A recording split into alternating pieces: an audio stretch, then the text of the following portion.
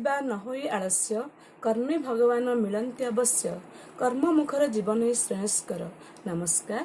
ଲୋହରାଖଣ୍ଡି ସାହିତ୍ୟ ସଂସଦ ଦ୍ୱାରା ପରିଚାଳିତ ଆମ ୟୁଟ୍ୟୁବ ଚ୍ୟାନେଲର ସ୍ୱତନ୍ତ୍ର କାର୍ଯ୍ୟକ୍ରମ ୟୁଟ୍ୟୁବ କବିତା ଆସର 19/2020କୁ ସଭିଙ୍କୁ ଶୁଭେଚ୍ଛା ଜ୍ଞାପନ କରି ମୁଁ ରଞ୍ଜିତାରାଣୀ ଦାସ ସଂଯୋଜିକା ସ୍ୱାଗତ କରୁଛି ଏହି ସ୍ୱତନ୍ତ୍ର କାର୍ଯ୍ୟକ୍ରମକୁ। ଲେଖକ ସୁଶାନ୍ତ ରଣା ଆମ ସାହିତ୍ୟ ଜଗତର ଏକ ଜଣାଶୁଣା ବ୍ୟକ୍ତିତ୍ୱ। ଓଡ଼ିଆ ଭାଷା ପ୍ରତି ଗଭୀର ରୁଚି ରଖିଥିବା ଏହି ଯୁବ ସାହିତ୍ୟିକ ଲେଖନୀ ମୁନରେ ଫୁଟି ଉଠିଛି ଅନେକ ସାହିତ୍ୟ ରଚନା।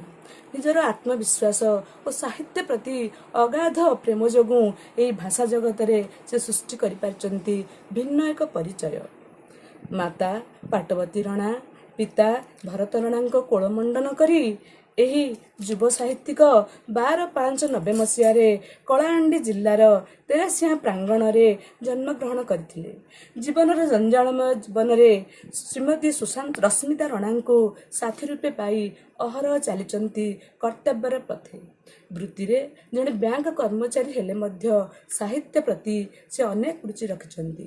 2006 ମସିହାରୁ ଲେଖନୀ ରଚନା ଆରମ୍ଭ କରି ଗୋଟିଏ ପରେ ଗୋଟିଏ ସୁନ୍ଦର କବିତା ଭେଟି ଦେଇଛନ୍ତି ଆମ ସାହିତ୍ୟ ଜଗତକୁ।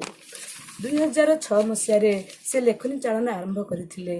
ତାଙ୍କର ସ୍ୱରଚିତ ପୁସ୍ତକ ନାହିଁ ପାଇଁ ସେ କୁମ୍ଭକାର ସମାଜରୁ ସମ୍ବର୍ଦ୍ଧିତ ମଧ୍ୟ ହୋଇଛନ୍ତି। ଜୀବନର ଚଲାପଥେ ଆସୁ ଯେତେ ଦୁଃଖ ବା ଯାତନା ସବୁରେ ମୂଳ ରହିଛି କର୍ମ।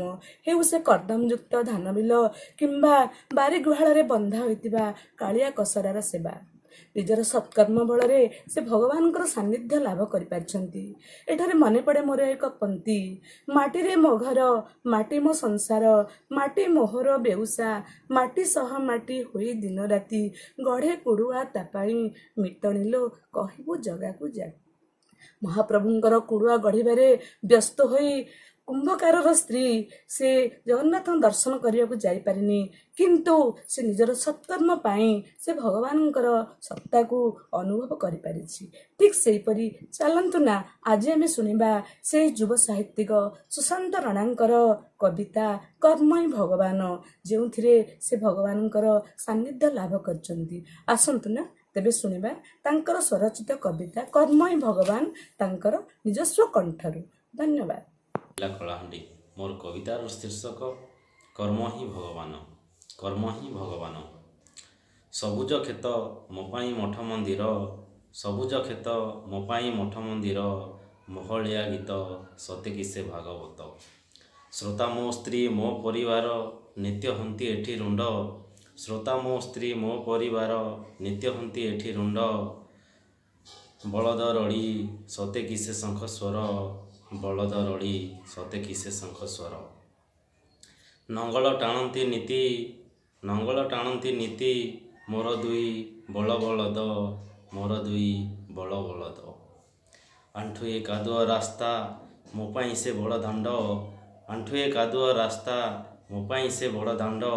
କ୍ଷେତରୁ ଅମଳ ଶସ୍ୟ ମୋ ପାଇଁ ସେ ଲକ୍ଷ୍ମୀ ଭଣ୍ଡାର, ମୋ ପାଇଁ ଲକ୍ଷ୍ମୀ ଭଣ୍ଡାର।